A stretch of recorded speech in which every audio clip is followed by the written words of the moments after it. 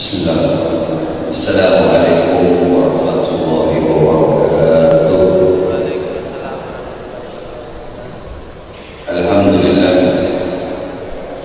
Allahumma lakal hamdu syukra wa lakal hamdu fadlan. Wa anta rabbuna haqqa wa nahnu abiduka rika. Wa anta lam tazali dhalika ahla. Ashhadu an la ilaha illallah wahdahu la syarika lah. وأشهد أن سيدنا ونبينا محمدا عبده ورسوله لا نبي بعده اللهم صل وسلم على سيدنا محمد قمر الوجود في هذا اليوم وفي كل يوم وفي يوم الموعود سر والجهر والدنيا والأخرى وعلى آله وصحبه وسلم. Amma ba'du, para jamaah pengajian Ahad Duha rahimakumullah, para pecinta baginda Rasul Muhammad sallallahu alaihi wasallam, ibu-ibu, bapak-bapak sekalian, adik-adik sekalian yang dimuliakan Allah Subhanahu wa taala. Pertama-tama marilah kita panjatkan puji syukur kehadirat Allah Subhanahu wa taala atas segala limpahan nikmat karunia dan hidayahnya. Alhamdulillah, kita mengucapkan rasa syukur kita kepada Allah atas nikmat, atas hidayah. Kita dimudahkan oleh Allah,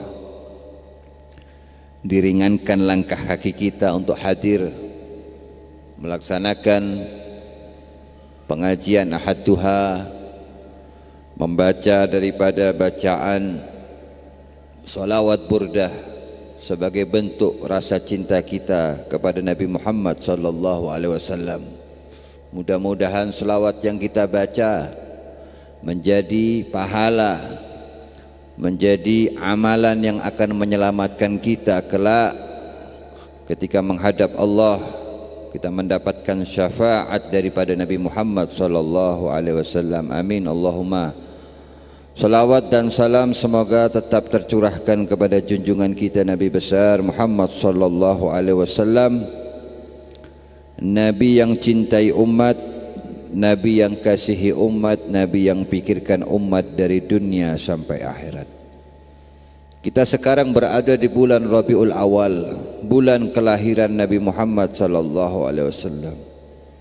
Puncak daripada anugerah Allah kepada kita adalah ketika kita mendapatkan, memperoleh anugerah dari Allah berupa diutusnya Nabi Muhammad sallallahu alaihi wasallam. Sesuai dengan firman Allah, A'udzu billahi minasyaitonir rajim. Laqad manallahu 'alal mu'minina id ba'asa fihim rasulan yatlu 'alaihim ayatihi wa yuzakkihim wa yu'allimuhumul kitab wal hikmah wa in kanu min qablu la fi dhalalim mubin. Shadaqallahul azim. Jadi nikmat yang terbesar yang didapatkan oleh kita adalah anugerah Allah berupa diutusnya Nabi Muhammad sallallahu alaihi wasallam. Kita wajib bersyukur, kita wajib bergembira, meluapkan rasa senang kita, karena berkat Nabi Muhammad kita bisa mengenal Allah. Melalui Nabi Muhammad sallallahu alaihi wasallam kita bisa mendapatkan nikmatul iman wa nikmatul Islam. Berkat diutusnya Nabi Muhammad kita bisa mengenal Al-Quran. Semua itu pintu masuknya lewat Nabi Muhammad.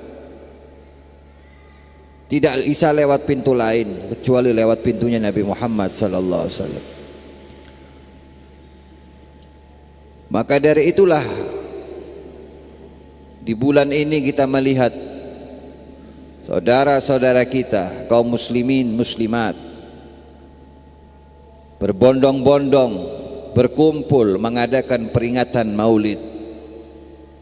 Ada yang mengadakan Maulid dengan cara membaca daripada biografi Nabi Muhammad, membaca berjanji, membaca Simtud Durar, membaca maulid habsi dan lain sebagainya, termasuk kita sekarang membaca daripada burdah, tidak lain dan tidak bukan semata-mata kita ingin menunjukkan bahwasannya kita bermahabbah cinta kepada Nabi Muhammad sallallahu alaihi wasallam.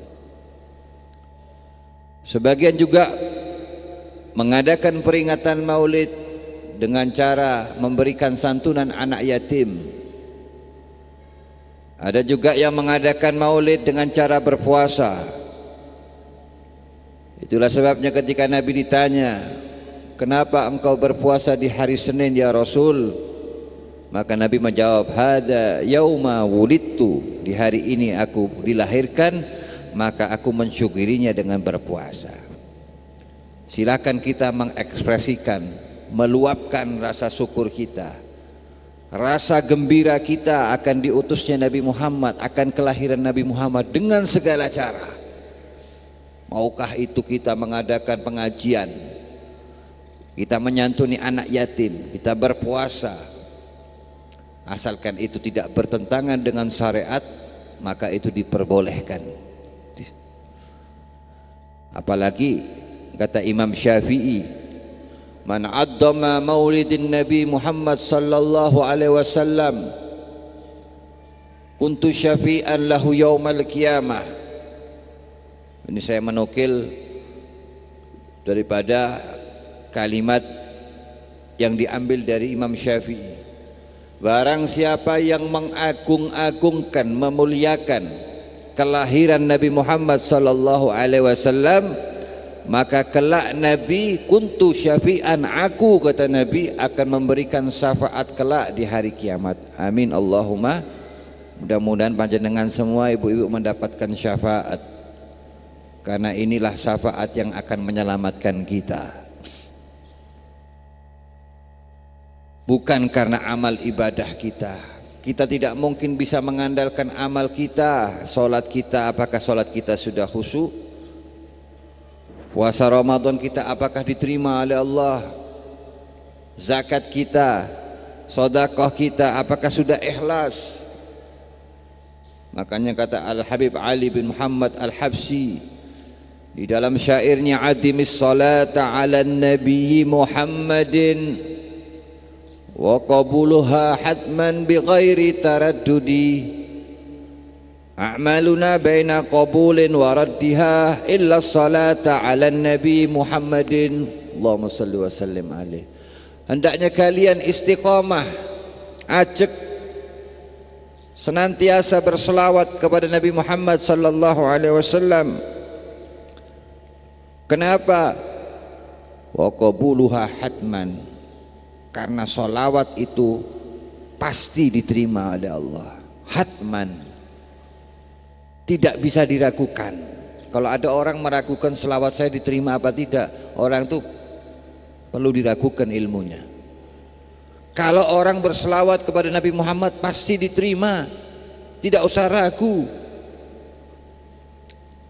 Kecuali amalan selain selawat, a'maluna baina qabulin wa raddiha.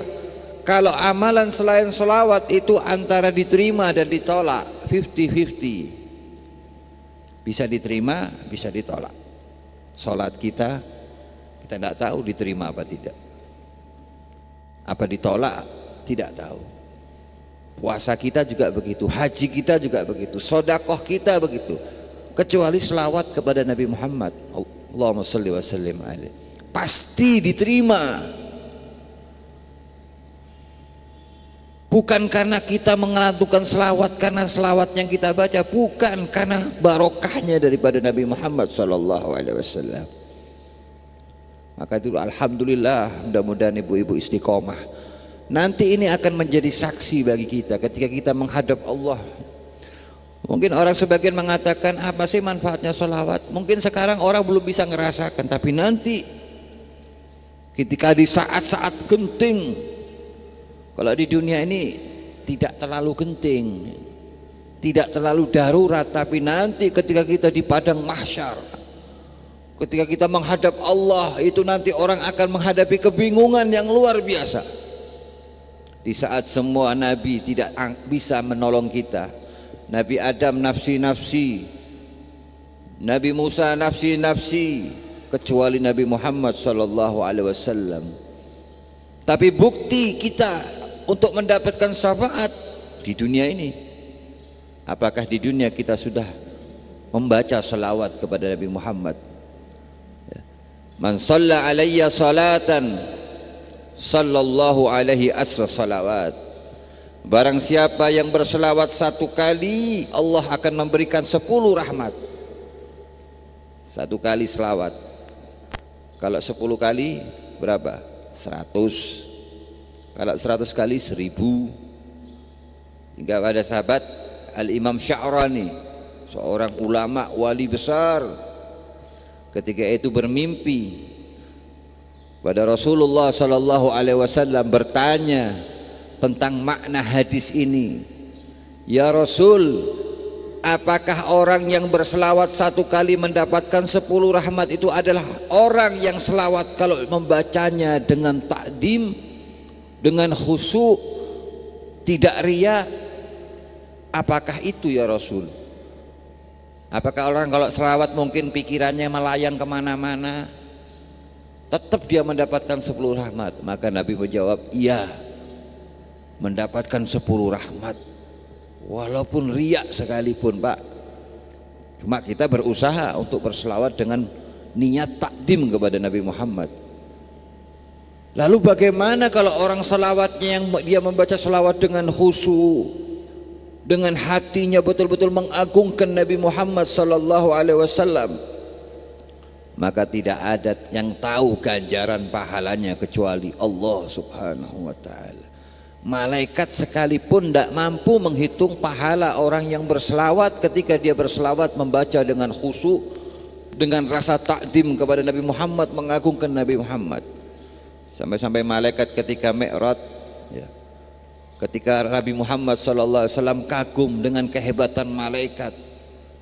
Malaikat itu saking hebatnya, andai kata malaikat disuruh menghitung tetesan hujan, jumlah tetesan hujan mulai diciptakannya alam semesta sampai kiamat, malaikat mampu menghitungnya.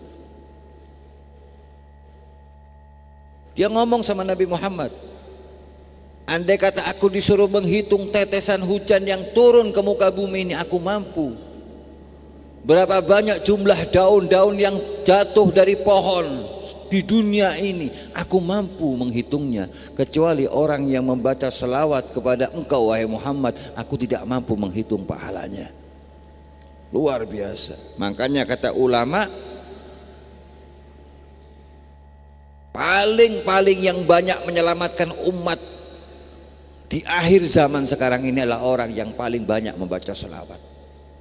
Dipanjenengan kalau ingin selamat, diparingi selamat dunia akhirat, maka perbanyak membaca selawat kepada Nabi Muhammad. Insya Allah pasti diselamatkan oleh Allah.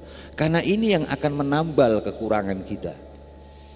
Di Alhamdulillah Masjid Agung Baitur Rahman, kita niat membaca setiap hari Ahad burdah yang kita baca, tidak lain dan tidak bukan sebagai bentuk amalan kita, bukan hanya untuk menyelamatkan kita di dunia, tapi nanti ketika di akhirat.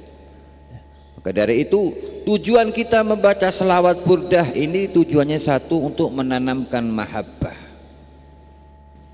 Mahabbah itu apa maknanya? Cinta. Apa maknanya cinta? Bukan cinta zaman sekarang ini ya. Kalau cinta sudah melekat kayak kucing rasa coklat, bukan itu. Bukan cinta monyet, bukan. Mahabbah yang sebenarnya itu adalah kekuatan. Orang kalau sudah punya mahabbah, maka semuanya akan murah di jalan Allah. Makanya mahabbah itu maknanya artinya apa? Dari kata-kata habbah. Mahabbah itu bahasa Arabnya yang mengambil kalimat namanya habbah. Habbah itu artinya benih, bibit. Orang kalau mau nanam padi, mau nanam tumbuh-tumbuhan, pasti pertama yang ditanam bibitnya. Betul? Bibitnya harus punya bobot. Kita semua yang hadir di sini pasti, kalau panjenengan saya tanya, Ibu-ibu saya tanya, punya enggak rasa cinta kepada Nabi Muhammad? Pasti akan menjawab, saya cinta sama Nabi Muhammad. Jangankan orang yang suka ke masjid, orang yang maksiat, kalau Nabi Muhammad dihina dia akan marah. Betul? Akan marah. Berarti orang itu sebetulnya sudah punya modal benih cinta, mahabbah. Tinggal bagaimana benih cinta itu dirawat. Walaupun orang itu punya benih, punya bibit, tapi kalau nanamnya tidak benar, ditanam padi, benihnya padi ditanam di sawah, tapi tidak disirami, tidak diberi pupuk.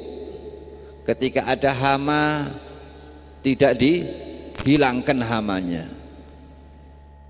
Walaupun dia punya benih tadi itu, maka benih itu tidak akan tumbuh. Begitu juga kita punya benih cinta sama Nabi Muhammad SAW. Kata ulama, maka benih itu harus kita rawat, harus kita sirami, harus kita berikan pupuk supaya benih itu nanti akan tumbuh. Setelah tumbuh akan berbuah. Maka itu tujuan orang ketika dia hidup di dunia, bagaimana dia menanamkan rasa mahabbah itu dengan dirawat. Caranya gimana ngerawatnya? Satu, dengan memperbanyak baca sholawat, dengan cara kita melaksanakan sunnah-sunnah Nabi. Orang kalau sering membaca sholawat, ya, orang kalau juga sering dia mengikuti Nabi Muhammad SAW, maka setiap harinya dalam kehidupan sehari-harinya dia akan mengikuti Nabi Muhammad SAW. Maka dari itu kita lihat para sahabat. Abu Bakar Siddiq radhiyallahu anhu. Bagaimana Abu Bakar Siddiq radhiyallahu anhu itu? Dia betul-betul mengorbankan hartanya. Jangankan separuh hartanya, semua hartanya diperjuangkan untuk perjuangan Allah dan Rasulnya. Sampai-sampai kata Rasulullah, ya Abu Bakar, sisahkan sebagian untuk keluargamu. Jangan engkau korbankan hartamu semua untuk perjuangan ini. Apa jawab Abu Bakar Siddiq? Saya serahkan semua keluarga saya untukmu dan untuk Allah. Kenapa? Para sahabat tuh nyawanya murah di jalan Allah, hartanya murah di jalan Allah, seakan-akan dia tidak butuh harta, yang dibutuhkan hanya untuk Allah dan Rasulnya. Kenapa itu bisa terjadi? Karena sudah ada yang namanya mahabbah, ada yang namanya cinta di dalam hatinya. Kalau orang sudah punya cinta, Bu, Pak, semuanya tidak ada artinya hidupnya kecuali yang ia cintai. Orang akan mudah berkorban kalau dia punya mahabbah. Kalau tidak punya cinta, dia berat mau berkorban. Contoh, gampangannya seperti ini. Kalau kita sebagai orang tua punya anak, ya, kira-kira orang tua itu mudah tidak berkorban untuk anaknya? Perhitungan tidak sama anaknya? Kalau anaknya sendiri tidak perhitungan. Rumahnya kalau dia bangun hasil keringatnya, dia kerja mulai muda sampai tua, paling di dalam hatinya buat anak saya sudah, siapa lagi kalau dia kerja setengah mati, kadang-kadang tidak mikirkan dirinya sendiri. Karena apa? Karena sama anaknya dia punya rasa cinta. Tapi kalau untuk orang lain, mau tidak dia berkorban?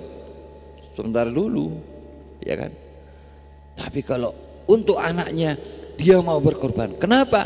Karena orang tua itu punya rasa cinta kepada anaknya, maka tidak akan perhitungan.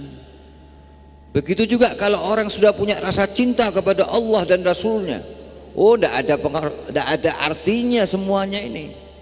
Hartanya, jiwanya sekalipun dikorbankan. Pernah suatu hari itu, Bu, Nabi pernah ngajak para sahabat untuk melakukan perang Tabuk. Itu perang Tabuk itu perang yang paling melelahkan. Sampai-sampai ada orang yang sampai kalau tidak punya rasa cinta tidak bakal mau ikut perang sama Rasulullah. Perang Tabuk itu perang yang paling jauh ketika itu. Jadi ditinggalkan itu, keluarganya ditinggalkan. Bayangkan zaman dulu orang kalau mau perang itu tidak pakai pesawat, tidak pakai bis, tidak pakai, naik onta di padang pasir berbulan-bulan perjalanannya, bulanan. Sudah gitu ketika itu umat Islam waktu itu sangat kekurangan. Waktu itu kalau orang mau perang kan harus bawa modal, bawa makanan, bawa tenda, bawa kendaraan, itu dalam keadaan betul-betul miskin ketika itu. Tapi karena apa? Mereka mau ngikuti Nabi Muhammad, rela mengorbankan keluarganya. Ya, walaupun dalam keadaan kesulitan, ya ikut perang sama Nabi Muhammad ke perang Tabuk. Ditinggalkan keluarganya, ditinggalkan pekerjaannya, semuanya ditinggalkan, dan perjalanannya begitu melelahkan. Kenapa itu dia mau semua melakukan itu semua? Karena ada rasa mahabbah kepada Nabi Muhammad SAW. Jika ketika itu selesai perang Tabuk itu hampir setahun. Begitu sampai ke tempat tujuan ternyata tidak jadi perang, musuh-musuhnya tidak ada. Sudah lelah berbulan-bulan berangkat, ditinggalkan istrinya, keluarganya, pekerjaannya, tidak tahunya sampai sana tidak jadi perang. Kalau orang yang tidak punya rasa cinta kan pasti nyalakan Nabi Muhammad. Ini sudah capek-capek, tidak tahunya tidak jadi perang. Nah, ya. Jadi ini yang namanya mahabbah kepada Nabi Muhammad SAW. Hingga ketika selesai perang Tabuk, mereka pulang, para sahabat tuh ya tak taunya kebun kurmanya yang dia rawat. Orang dulu kan, orang zaman sahabat tuh rata-rata makannya makan kurma. Sampai di sana kurmanya sampai bosok, busuk gitu, tidak kena dimakan. Gara-gara ninggalkan kota Madinah, tidak bisa makan kurma, akhirnya tidak bisa dijual, tidak laku. Untung waktu itu ada namanya sahabat Abdurrahman bin Auf radhiyallahu anhu, seorang saudagar kaya. Ngelihat umat Islam itu gara-gara ikut perang Tabuk kurmanya semua tidak bisa dipanen, sama Abdurrahman bin Auf radhiyallahu anhu dibeli. Sudah saya beli. Padahal kurmanya busuk, dibeli sama Abdurrahman bin Auf radhiyallahu anhu. Biarkan sudah. Yang penting umat Islam ketika itu senang dengan harga yang normal. Ya. Dengan harga yang normal dibeli. Begitu dibeli akhirnya senang umat Islam. Begitu dibeli akhirnya tahu-tahu ada pedagang Yaman, orang Yaman nyari kurma, kurmanya memang dicari kurma yang busuk, ternyata datang dibeli kurma busuknya dengan harga 10 kali lipat. Jadi Abdurrahman bin Auf radhiyallahu an untung gara-gara beli kurma busuk demi menyenangkan umat Islam ketika itu mendapatkan 10 kali lipat keuntungan. Ini makanya orang-orang yang bisnis dagang ya jangan hanya orientasi untung aja. Kadang-kadang niatkan bisnis itu untuk menyenangkan daripada penjual. Kalau penjualnya tidak punya, dia dibeli aja supaya dia mendapatkan barokah, karena rezekinya Allah tuh kita dapat dari berbagai macam sisi. Hadirin para jamaah yang dimuliakan Allah Subhanahu wa taala. Jadi menanamkan mahabbah tadi itu adalah tanda-tanda bukti. Karena alamatul mahabbah, tanda-tanda orang mencintai Nabi Muhammad sallallahu alaihi wasallam itu biasanya dia akan banyak menyebutkan siapa yang ia cintai. Orang kalau sudah cinta kepada orang, dia pasti akan banyak menyebutkan yang ia cintai. Berarti orang kalau cinta sama Nabi Muhammad, dia akan banyak selawat kepada Nabi Muhammad sallallahu alaihi wasallam. Orang kalau cinta sama Nabi Muhammad, dia pasti akan mengikuti Nabi Muhammad sallallahu alaihi wasallam. Ya. Makanya disebutkan tandanya orang yang cinta itu apa? Karena orang yang cinta punya alamat. Ya. Kalau orang cinta tapi tidak ada alamatnya, berarti cintanya palsu. Maka disebutkan dalam hadis, man ahya sunnati faqad ahabbani.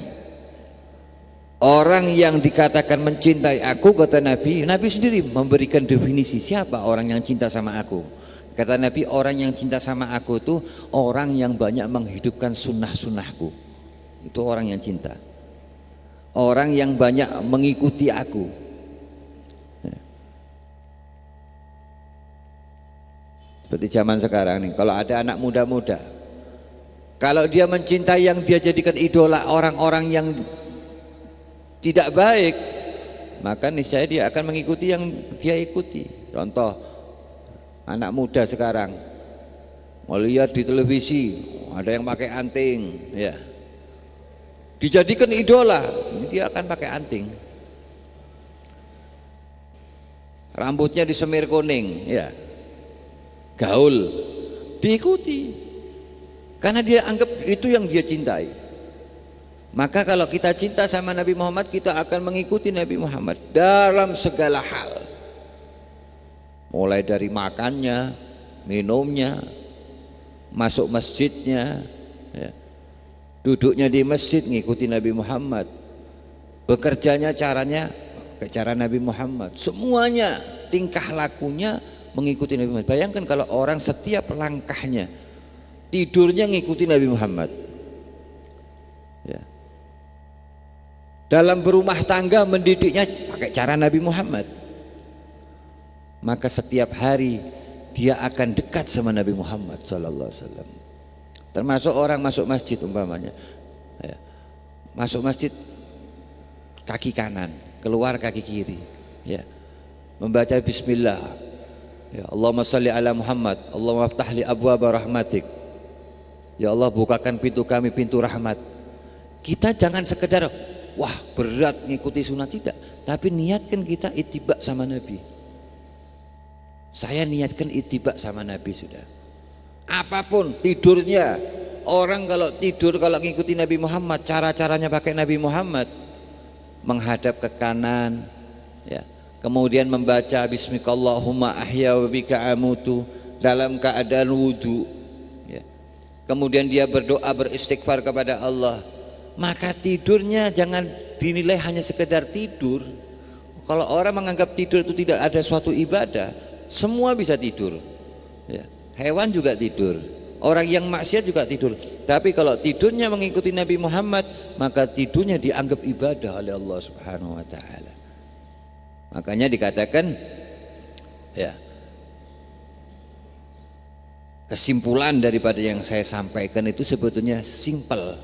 Jadi kalau ingin kita dimuliakan oleh Allah, ya, kalau setiap kita ini ingin mendapatkan kemuliaan dari Allah, maka segala sesuatu harus dinisbahkan sama Nabi Muhammad.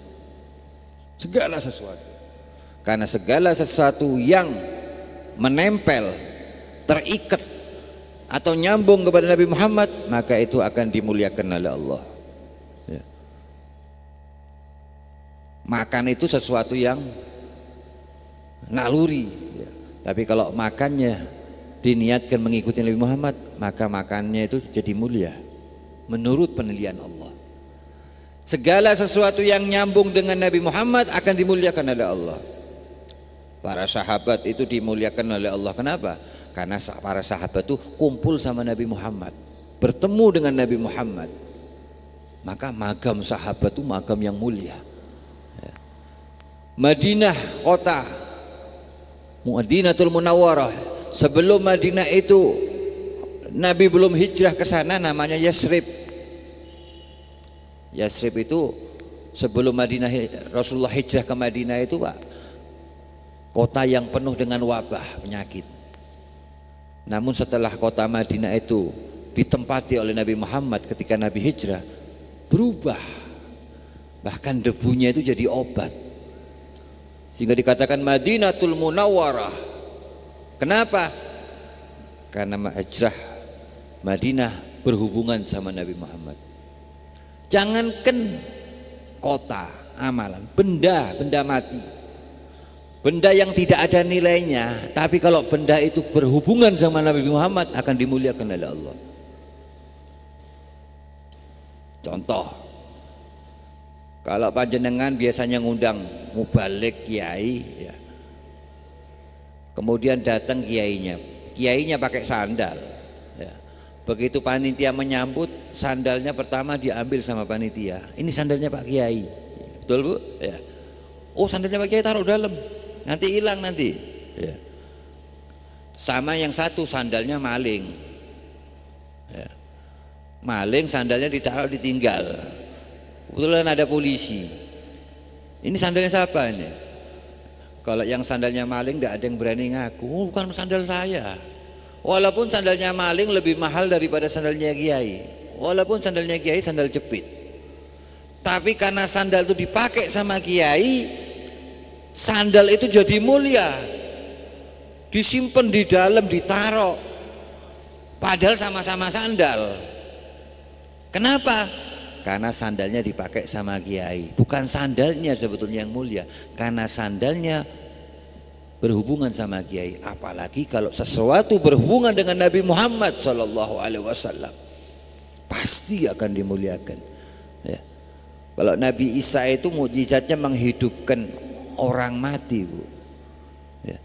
Kata Imam Syafi'i, kalau menghidupkan orang yang pernah hidup kemudian dihidupkan lagi itu biasa. Banyak para aulia punya karomah menghidupkan orang mati, itu banyak. Kalau Rasulullah itu bisa menghidupkan benda mati menjadi hidup, ada nyawanya. Ketika Rasulullah tidak menggunakan lagi mimbar yang terbuat dari kayu pohon kurma, mau tidak dipakai lagi, itu suaranya kayu mimbar tuh nangis terdengar sama sahabat. Jadi kayu yang tidak punya nyawa bisa jadi ada nyawanya gara-gara karomahnya Nabi Muhammad SAW. Kata Imam Syafi'i, ini lebih tinggi, lebih mulia. Bayangkan memberikan kehidupan kepada benda yang mati. Dan semua mukjizatnya para nabi itu Rasulullah sudah bisa semua. Dalam Buhair Buddha sering kita baca, wa kulluhum mir rasulillahi multamisun gharfan minal bahri au rasfan minad diyami. Seluruh mukjizatnya Rasul itu ngambil daripada tetesan ilmunya Nabi Muhammad SAW. Jadi semua mukjizat itu semua bagian kecil daripada mukjizatnya Nabi Muhammad SAW. Termasuk kita, kata Imam Bushiri, kita menjadi umat yang termulia. Bi akramir rusli kunna akramal umami. Kita itu dimuliakan menjadi umat yang termulia karena kita nyambung sama umatnya Nabi Muhammad ya. Segala sesuatu sudah kalau ingin dimuliakan ya. Lo kan dalilnya dalam Al-Quran, inna akramakum indallahi atqakum. Yang paling mulia di antara kalian adalah orang yang paling takwa. Lah iya, pertanyaannya siapa yang paling takwa menurut Al-Quran kalau bukan Nabi Muhammad? Berarti orang kalau ingin paling takwa ya, ingin mendapatkan takwa, yang ikuti Nabi Muhammad ya. Karena akhlaknya Nabi Muhammad khuluquhul Quran, Al-Quran. Orang ngikuti Nabi Muhammad berarti ngikuti Al-Quran. Karena Al-Quran berjalan itu adalah Nabi Muhammad SAW. Maka itu tujuannya orang membaca daripada biografi Nabi Muhammad ya. Akhlaknya Nabi Muhammad ya. Samailnya Nabi Muhammad, perilakunya Nabi Muhammad. Kalau kita ngikuti sedikit demi sedikit aja sudah, nggak usah yang berat-berat dulu, sudah yang sedikit ya. Lihat, bukan kita lihat amalnya, Bu. Amalnya mungkin kecil, tapi kalau kita niatkan itu ngikuti Nabi Muhammad akan menjadi besar, akan menjadi mulia. Seperti sandal tadi itu, sandal tidak ada nilainya, tapi karena sandal itu nyambung sama kiai jadi mulia. Apalagi amalan-amalan kita yang diniatkan mengikuti Nabi Muhammad akan menjadi besar, akan menjadi mulia di sisi Allah Subhanahu wa taala. Mudah-mudahan bulan Rabiul Awal ini memberikan kesadaran bagi kita ya, meningkatkan rasa cinta kita pada Nabi Muhammad. Semoga kita mulai menata kembali daripada pekerjaan kita, sunnah-sunnah kita hidupkan kembali sehingga kita nanti kelak akan mendapatkan syafaatul utma. Amin Allahumma amin. Rabbana anfa'na bima 'allamtana, rabbi 'allimna alladhi yanfa'una, subhanakallahumma wa bihamdika asyhadu an la ilaha illa anta astaghfiruka wa atubu ilaik. Assalamualaikum warahmatullahi wabarakatuh.